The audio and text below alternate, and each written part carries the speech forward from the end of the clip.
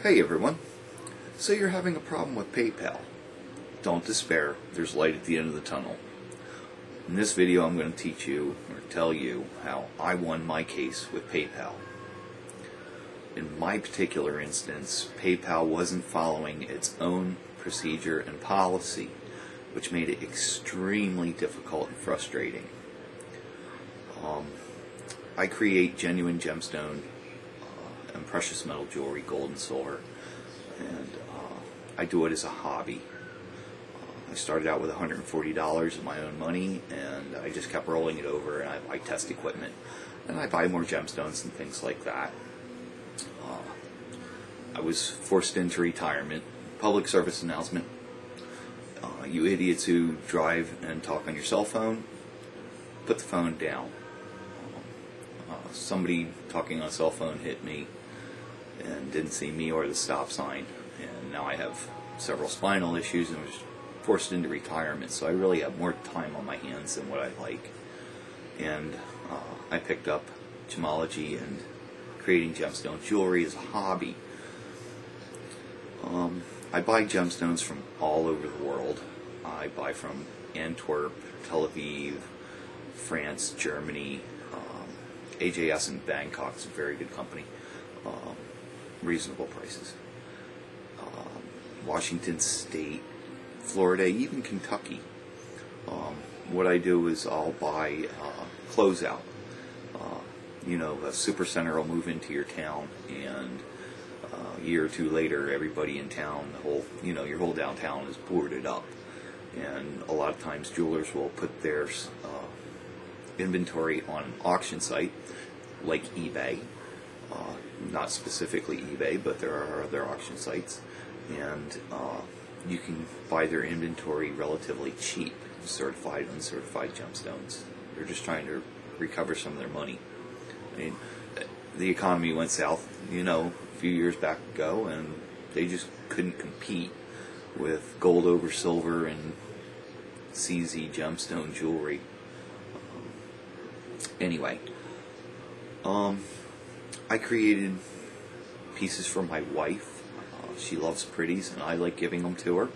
I started making things for friends and family, and decided to put a couple pieces on eBay. Now, there are genuine, good gemstone dealers on eBay. If you can weed out the bad people, you really have to be careful. There's a lot of loose terminology out there. Just because you grab a handful of sand and put it in a pressure cooker doesn't make it a diamond. But a lot of people think so, and you can get burnt pretty quick. I've been burnt twice. Somebody tried to pass off a hyacinth zircon as a Spressertite garnet. That was very easy to pick up. The specific gravities are way off. Like I said, I have test equipment. It's a hobby, You don't go into building ships in a bottle without having glue in a bottle. And I got burnt on a green sapphire. It was very, very good synthetic, but I did get burnt. So, anyway, I created a genuine VS Padparadscha sapphire and VVS V colored diamond, very nice diamond, in 14 karat gold necklace. And I decided to put it on eBay. Well, it wasn't selling really well. Jewelry kind of slows down in the summertime. I sold a few pieces here and there, and this piece wasn't moving. It was a little pricey. Padparadscha sapphires are very, very rare in nature. They were held specifically for royalty in Southeast Asia. If somebody found one, it was given to a royal family. Nobody else was allowed to own them, nor did they want to. I mean, they held high regard for their royalty, just like they do in England. And to find one in nature is very rare. To find an IF stone, internally flawless, you'll pay, upwards of $1,000 or more per carat. And a lot of those stones are washed out. The primary color should be pink. What Padparadscha means, it's actually a color like fuchsia or magenta, seafoam, something like that. It's the cross between a lotus flower and the orange of a sunrise. So the stone should be primarily pink. That should be your primary color. Mine was. And in the light you should get hints of orange from the stone. Mine was a VS quality. It wasn't a very big stone. It was just under 3/4 of a carat. So, it wasn't a very large stone, but they still command quite a bit of money. Like I said, these stones are very rare, and they do make simulants, and they treat stones, and they do make fake ones. Anyway, like I said, it wasn't selling very well, and I let the listing expire. 2 weeks later, I get a call from somebody over in Europe, and not knocking you guys, I'm sure there's plenty of very nice people in Europe, but this person wasn't very nice. Asking me that if I still had the piece, that they really wanted it. Please, if you still have it, I want it. If you have it, please sell it to me. Okay. Well, there was my first mistake. You don't know this stuff. Like I said, there's plenty of good people all over the world. Anyway, I did sell the piece to them. And I even saved them money on shipping. They wanted me to send it USPS. And they'd have had to wait for it to go through customs and pay duty fees and things like that. And I said, no. I've sold to people in Italy and, Norway.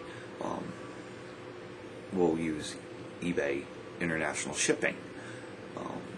It's great. I mean, I like eBay. eBay's, if you're very careful and you know what you're doing, ask the right questions, you can get some really good deals on eBay.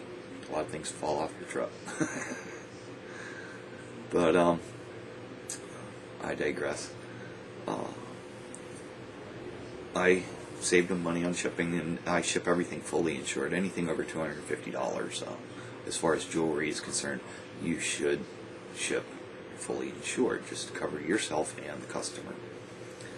A couple days after they received it, I got an email from this person, and they were complaining about the striations and inclusions. Now, when you buy a gemstone, there are certain classifications of clarity. This stone was a VS, which means it's very slightly included, which means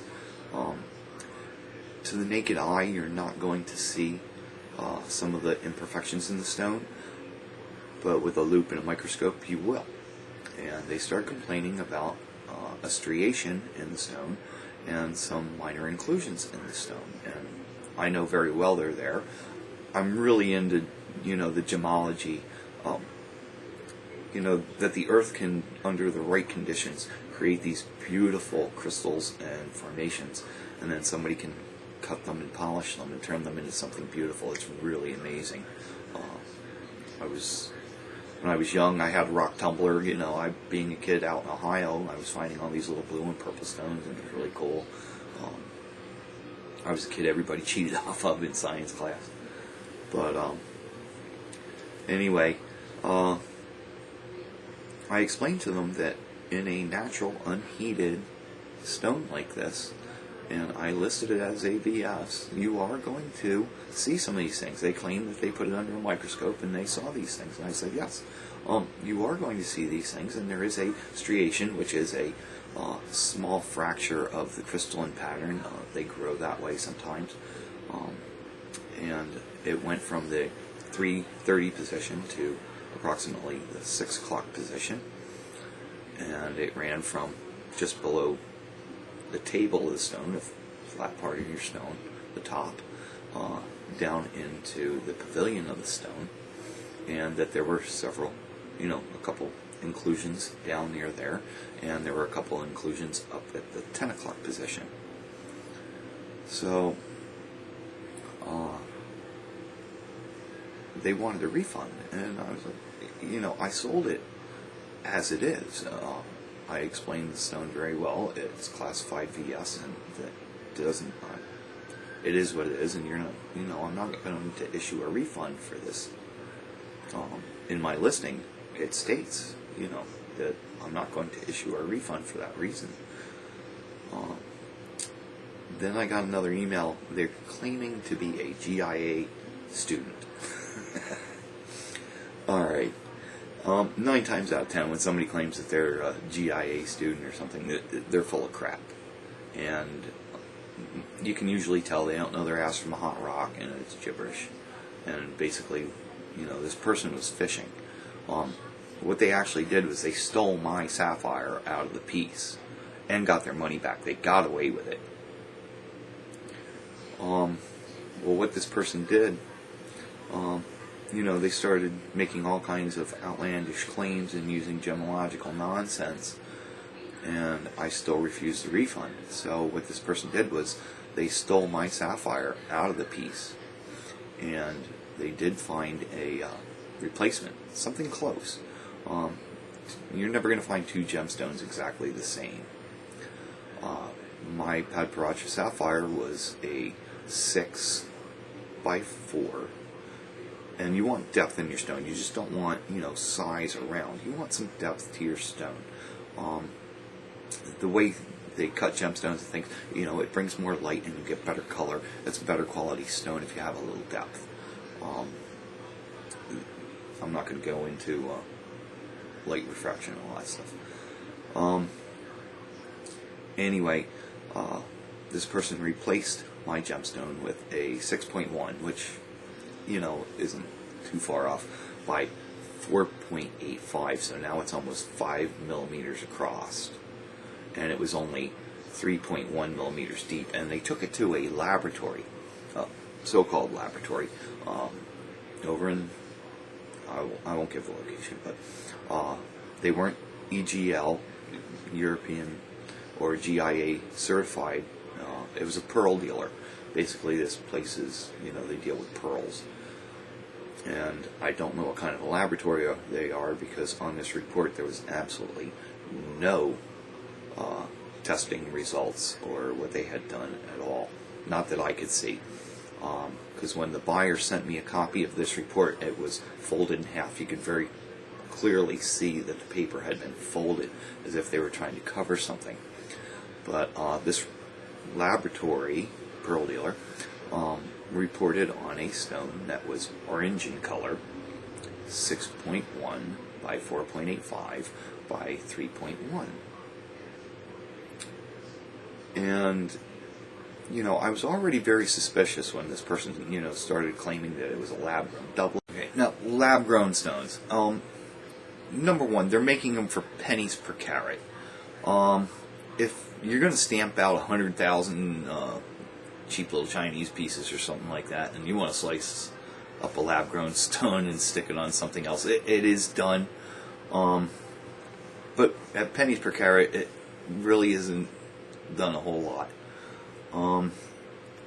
Doublets, they make doublets oftentimes with very expensive stones. Spinel, they'll take a thin slice of spinel. How they make a doublet, they'll take a very thin slice of good material, and they'll glue it to a lesser material. Now, it's very obvious when they do that. They try to do it around the girdle so you don't really see the line too much, but it's very obvious. If anybody who knows anything about jewelry, if you have any experience in examining gemstones, that's blatantly obvious. But it is done. Things like expensive spinel and stuff. Even with the Padparadscha, there again, if you're going to make a lot of stones, that's fine to do it for just one. And you never take a good expensive material and then place it onto a lesser material. You just don't do it. You're not going to sell. The whole point is to make better quality using less material and sell good gemstones. I've seen it done with emeralds. Most of the time when you're making a doublet, it's done a lot with opals, opaque stones, things like that. What they'll do is they'll take a thin slice of opal and they'll put it onto opaque backing, just because, especially like boulder opals. Boulder opals are very expensive, and they're becoming quite rare now. I think there's only like 7 people left working on the mines. But, you know, what this person was saying just didn't make any sense. I know what I sold them. I know what I bought. I test all my stuff. So, you know, it was just, they were fishing is what they're trying to do, you know, trying to get me to admit to something. And if I did, then they had me by the cojones, and, you know, I'd have to issue the return. You're never trying to create an SI or a VS stone. You know, you want something VVS IF, because people just aren't going to buy it. And when you're lab growing a stone, you can control everything. I don't know if any of you have ever bought lab grown stones, but you know, they're close to the color's impeccable. They're internally flawless, and you know, it's like looking at a piece of glass. And a lot of times, that's what you're looking at. Anyway, he had also included in his report that the stone was highly heated, possibly beryllium treated. Now, what they do in case of pad parachas, they'll take an orange sapphire and they'll beryllium treat it, and it'll give it a pink or reddish hue. And you can spot them a mile away. Beryllium treated stones almost glow in the dark. You know, the color is that intense and saturated. Mine was not. You know, a real, true, genuine pad paracha sapphire to be that brilliant, you're going to pay thousands of dollars per carat, and they're extremely, extremely rare. Most of your pad paracha is washed out. You know, I've seen completely washed out stones going for thousands of dollars per carat. But anyway, so this guy writes up his report, and the buyer sends it to me. Well, I call this guy up because things weren't adding up.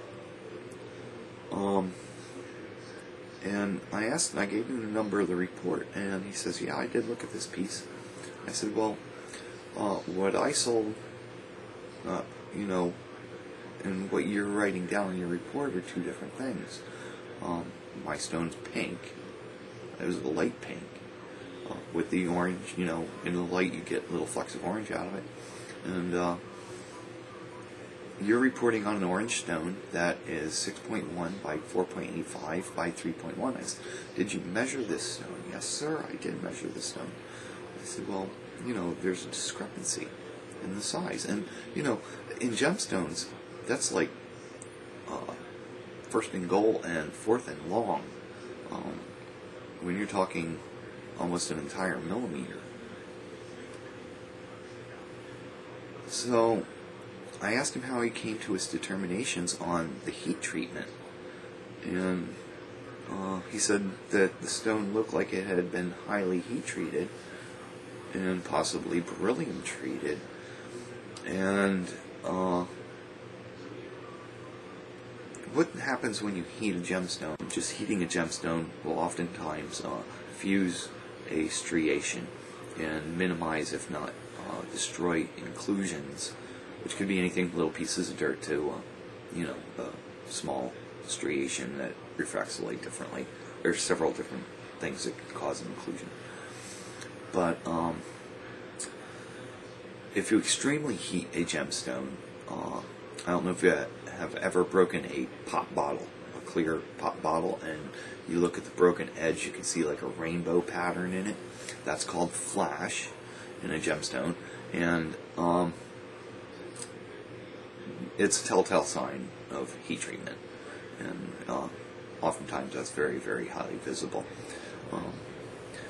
So I asked him if he had seen any of the striations in this stone, and he told me no. There wasn't any striation in the stone that he examined.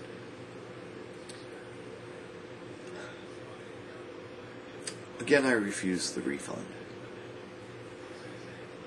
Doesn't add up. You know, I mean, this person's fishing to begin with and then sends me this bogus report. So they submit it to eBay. eBay contacts me and says this person would like a refund. And I explained to eBay and showed them a copy of the lab report. And I said, wait a minute. You know, if you look at all the emails that this person sent me, the gibberish that they were, you know, giving me, and the report doesn't match what I sold this person. You look at my original listing, and the report had a little picture of the pendant. And eBay says, well, we're not going to issue the refund. We believe that you're correct, sir, and we're not going to issue the refund. So now they go to PayPal. Here's where the fun begins. I get a notification on the 22nd that PayPal is going to issue this person a refund. Now, usually when eBay denies refund, they used to be one and the same company, and they split. They got their line of credit, and now they think that they're some kind of a MasterCard, Visa, or whatever, and trying to act like one. But usually if eBay denied a refund, PayPal denied a refund, and I guess it's my understanding that they can go to their credit card company, but, I would assume that if you have 2 strikes against you, the chances are you're going to get 3.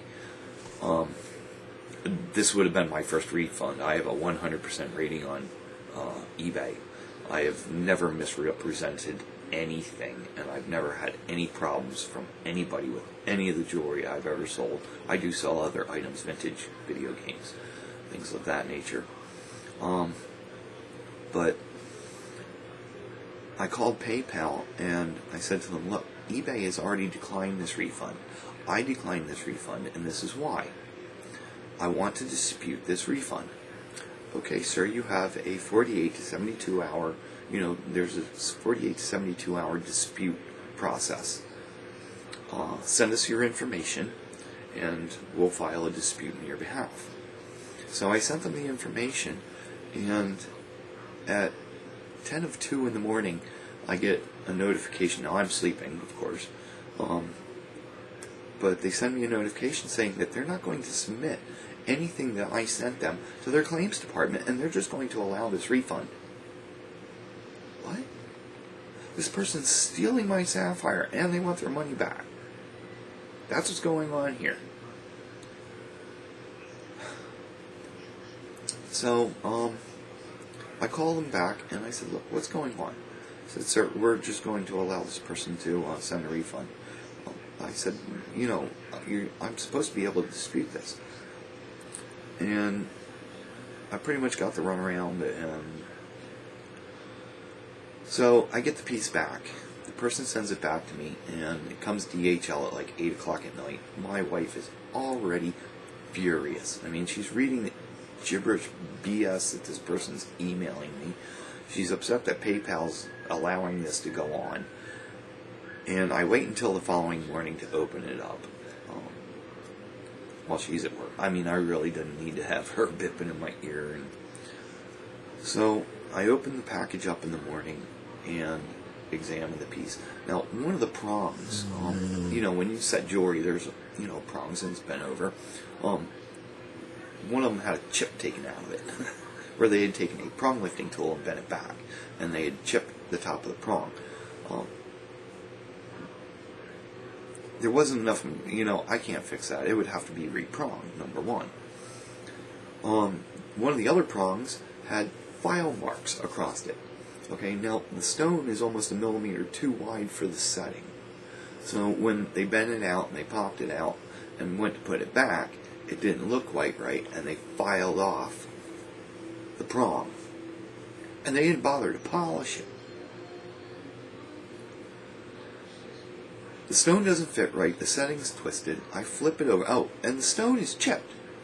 The stone they sent back is chipped, the whole one side of it is chipped.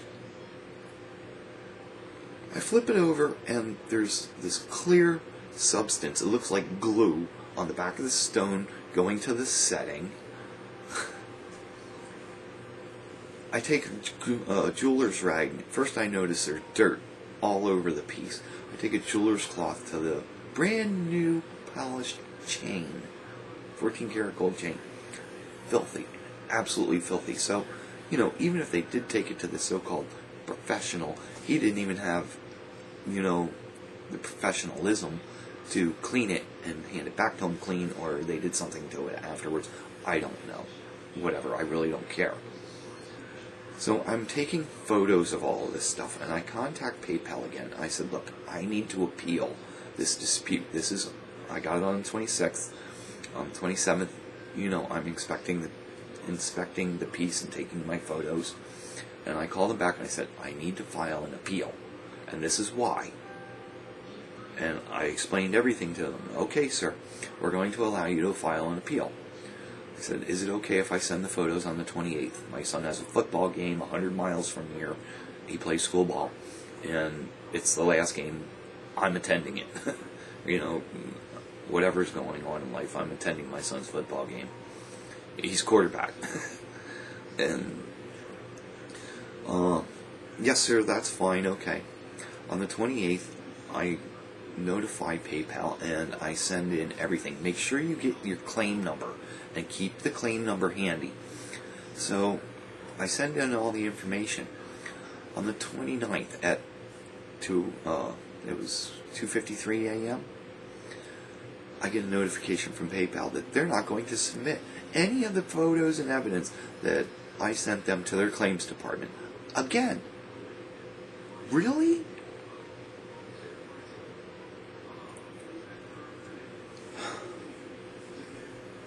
I call these people up. And the gentleman I spoke to was very apologetic. He's like, sir, I don't understand what's going on. I don't know why they're doing this. You have the right to dispute this. I explained everything to him, what was going on, and he was very apologetic. I have it recorded. You can record the phone calls. I'll tell you all about how to do this in a little bit. So,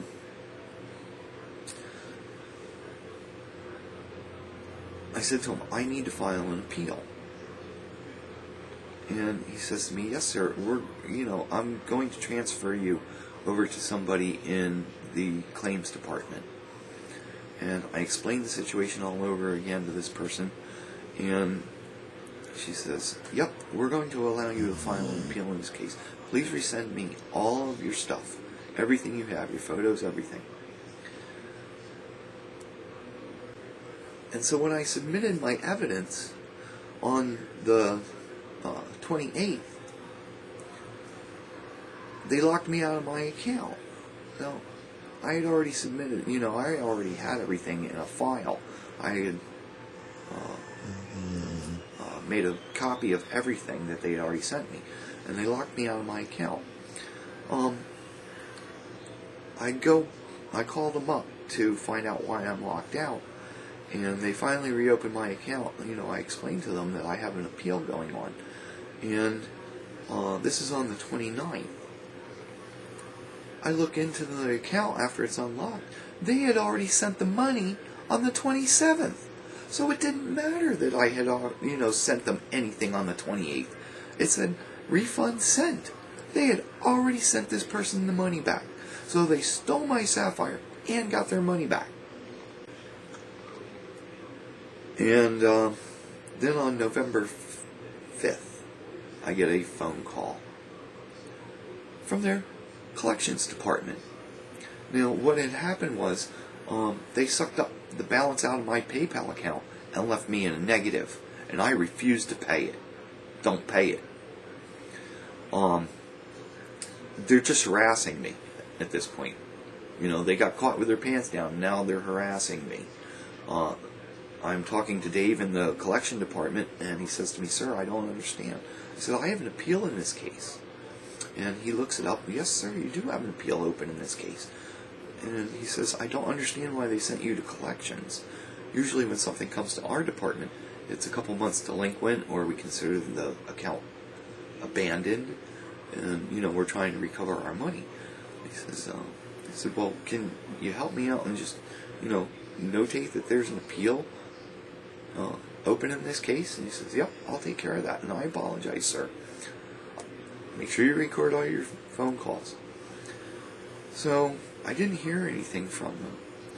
And on the 9th, I called up and I said, I'm calling in regard to case number such and such, 823. And the guy says, that was closed on the 5th, sir. I said, it was. He says, yes, sir, that was closed, and it was found against you. You should have an email. Okay, let me check my emails. No email, sir. Let me check my notifications through PayPal. I don't have any notifications from you guys either. let me put you on hold. He looks into it. He goes, there's no notification. Sir, I don't understand what's going on. I have no idea what's going on. Let me transfer you to somebody else. I explain the whole situation over again. This person, let me put you on hold.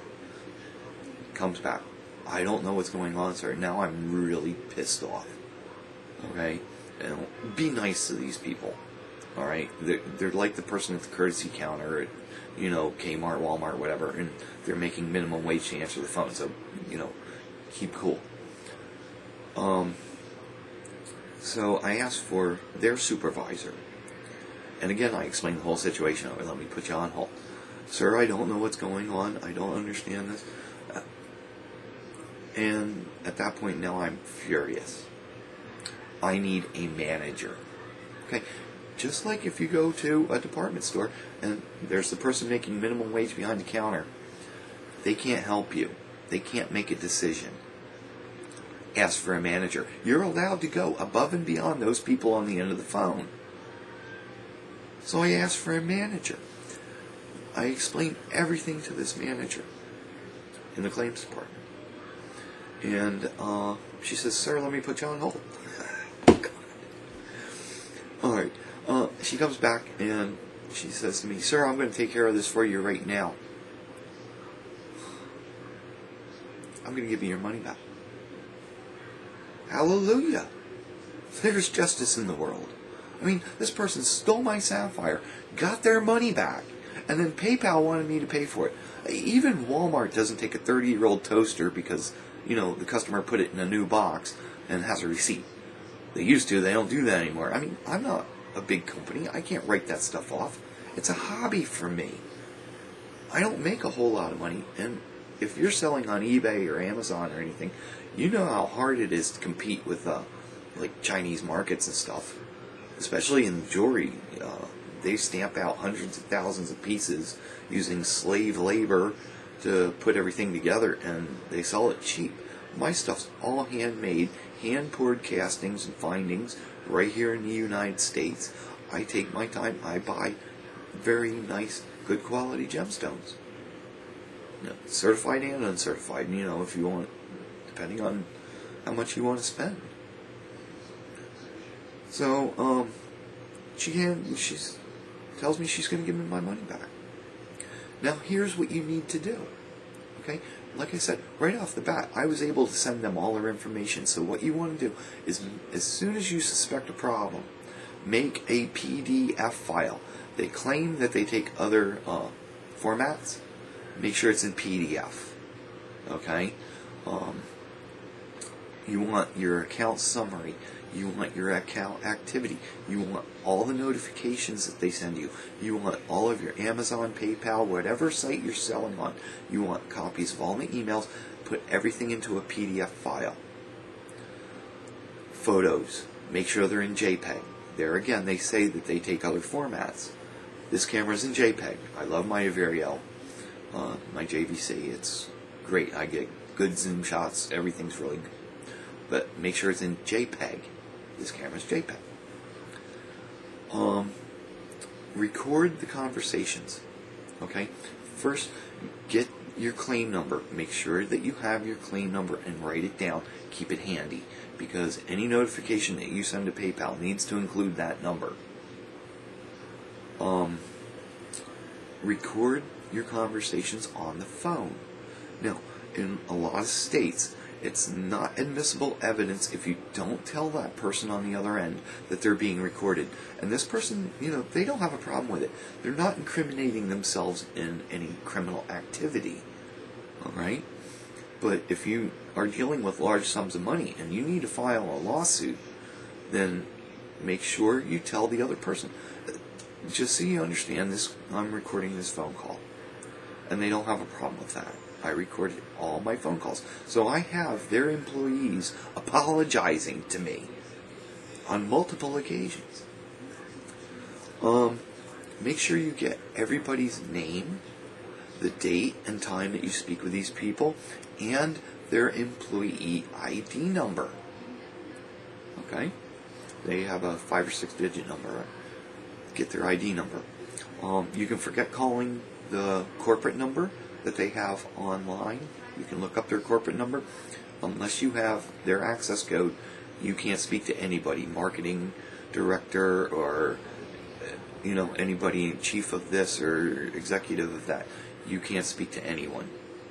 Move up the chain of command, though. Like I said, you do not have to accept what that person making minimum wage on the other end of the phone is telling you. Worst comes to worst. In my case, they weren't following their own policy. I filed a complaint with the Federal Trades Commission. Okay, they are regulated under the federal government. You can complain to your congressman and your senator.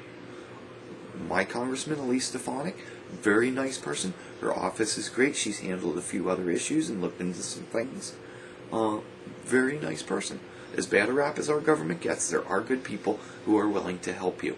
So, if maybe enough of you get together and there's enough complaints, somebody in the government will look into this and force them to make the changes that are necessary.